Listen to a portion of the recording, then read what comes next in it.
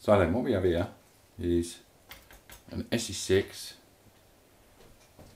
some paint stripper, Allen key, masking tape, some dark green, some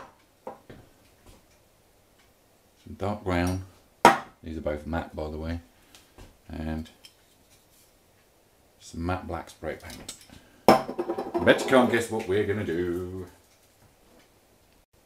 Indeed, we are going to paint the micarta handles with a real leaf DPM pattern.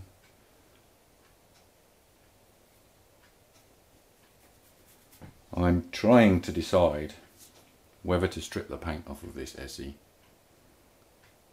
because quite simply I hate coated knives. I appreciate this is not entirely sure what steel it is. I guess it's probably 1095, i.e. carbon steel, so I appreciate it will go rusty if I don't look after it, but I just don't like the damage that they get over time. They're coated relatively strongly, but as soon as you put them under a bit of heavy use they just start to look battered and beaten. I have an example of that here in this full niven. This knife is about 3 years old. I've probably used it for about, I don't know how many hours I've actually used it for, but quite a few, and as you can see it's been used to batten wood and it's just completely lost its coating. I don't really like the way that happens with coated knives, painted knives, whatever you want to call them. So I'm going to strip the ESEE. And if that's what I'm going to do, I should probably get on with it. My grandpa used to tell me, you won't get nothing done sitting around talking. So the first thing we'll have to do is get this pathetic excuse of a lanyard off of here. And we've got to take the covers off. Now normally, the first thing I do when I work on a knife, which is probably what I do anyway, is use some trusty masking tape to just cover the blade.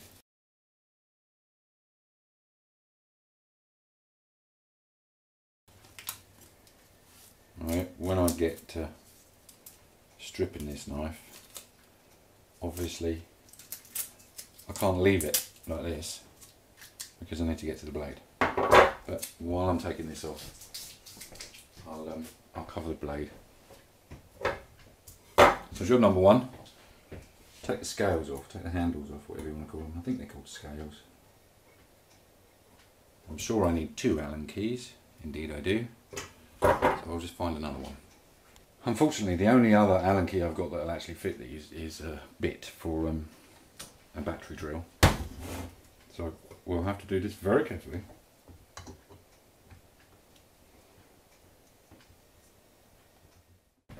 That's the scales off. Scales, handles, call them whatever you like. I really don't care.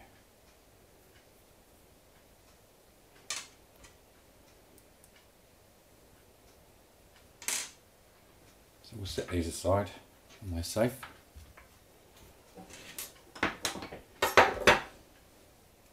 So as far as I recall, the red bits are the scales and these are the handles. And there is one completely stripped ESEE-6. What we'll do first is I am going to strip it, strip paint off of it, get it back to its glorious original steel. We'll put a little bit of this on the back of the handle here where no one could see it if it doesn't really take too well. And we'll see how well it strips a little tiny bit first. That stuff smells nice. Oh, well that's a little bit. That's a lot runnier than I remember it being. Probably should have put something down there first before I did that. I'll just use a piece of greaseproof paper for now.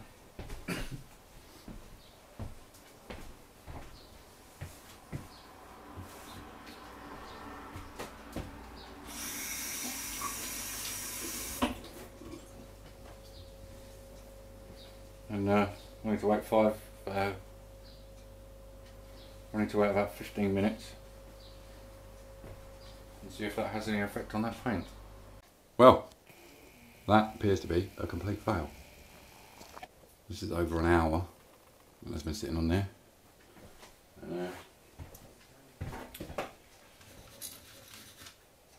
It hasn't even made a dent in it.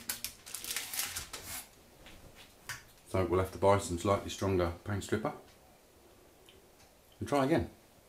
It's not actually a fail. You can see it has taken some of the paint off. It's just going to need more time and a thorough coat, so I'll get to work on that.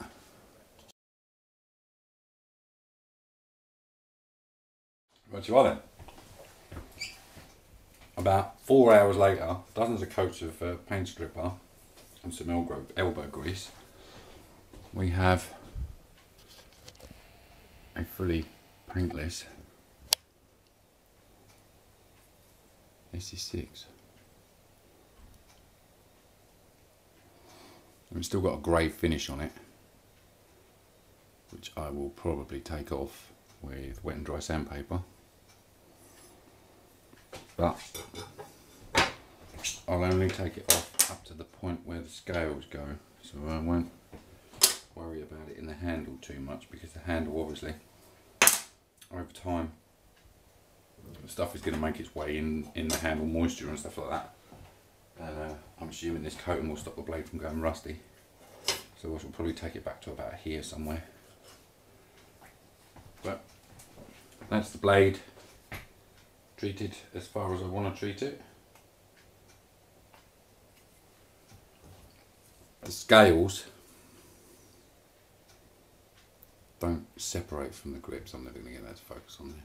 The scales don't separate from the grips. The red bit's actually attached to the outside, so there's not much I can do about that. But when I get to spraying, I will be giving them a matte black coat first. Then we'll put some foliage on there of some description or another. Plenty of bushes and God knows what outside. Put some foliage or something or other on there. And we'll give it a spray over with the brown. Take that lot of leaves off, put another lot of leaves off on. Give that a spray over with the green. And see how we go. I've got a grey as well, so we can add some grey in there if we really need to. But I'm only going to do the handles. Right then, we have the scales degreased. I just basically scrubbed them with soap and water and then give them a quick dust over with some cellulose thinners. The blade has been stripped of paint. I'd also run a bit of wet and dry over the actual blade edge so that it's a bit less risky. And I took some of this off with the wet and dry. And like I said, this is carbon steel, so it will go rusty. But that's great because it should take a nice pattern to it, which we can seal in with some oil. So now it's time to get these somewhere slightly more well ventilated and give them a paint, so we'll get to it. But unfortunately, just as I started spraying, it started raining, and I don't actually have the room out in the garden to keep what I'm painting covered and keep the camera covered as well. So I had to paint them off camera. They're not quite dry yet, but they're dry enough to handle. And you can see they turn out pretty good. The lighting is not very good, so you'll have to bear with me on this. The lighting is not very good, but they turn out pretty good. Now I'll show you roughly how you do it. Ooh, lighting. I'll show you roughly how you do it. What you do is you take a bundle of grass like this. You can put some other leaves in there. The grass is normally more than enough. And when you've sprayed your base black down and it's just tacky, put the grass on and just give it a little tap over with your fingers and it will stick down to the paint. Now you can spray your next coat on, your next colour on. Obviously do the same on both. I went black, brown, green. I am colourblind so I can't really tell, but I went black, brown, green. So once you've got your base black and it's tacky, put this on, tap it down a little bit. Spray it from a long way off, just very gently, because otherwise this stuff will go, hence wanting a tacky, it holds it in place. Then pull it away, wait for the next coat to go a bit tacky, lay the grass on at an opposing angle, tap it down again so that it sticks down a bit, and then gently all the way across, and you end up with an effect like this, which it's more natural than most of the templates you can buy. I mean, you can buy templates for doing this sort of thing, but this is much more natural. I prefer this way of doing it. And as you can see, it turns out okay. I'll take some close-up stills. All that remains now is to let it dry and put it back together.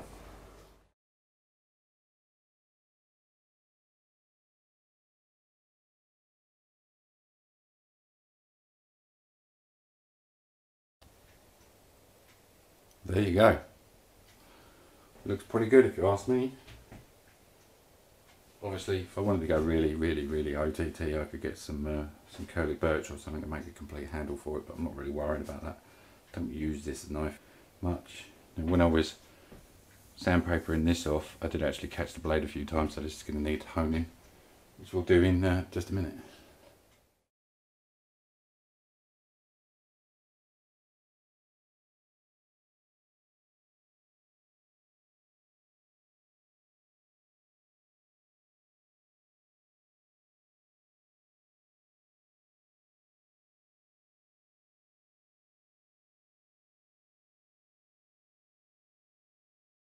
Just excuse the noise in the background, it's the kettle boiling. So I basically put an edge on this after I'd got it, and I never really do any more, and give it a few strokes over this. This has got some polishing compound on it.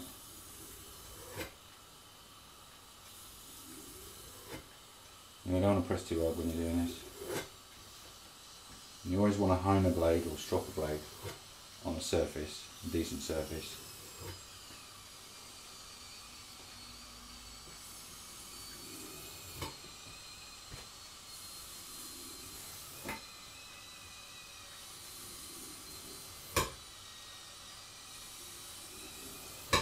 If you do it on a belt or something attached, and the belt can, as you can see, and the belt can move up and down, clearly you can actually change the angle on your blade.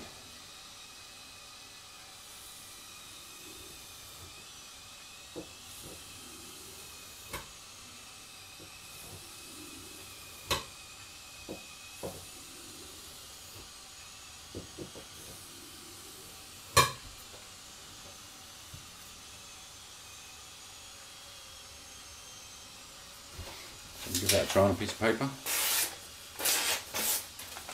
That's good enough for me. I don't think it will shave your arms, but yeah, it will. I don't think this camera would even dream of focusing on something like that. The thing is, it's not taking every hair off, but it's taking some. Well, that's more than sharp enough for my likings.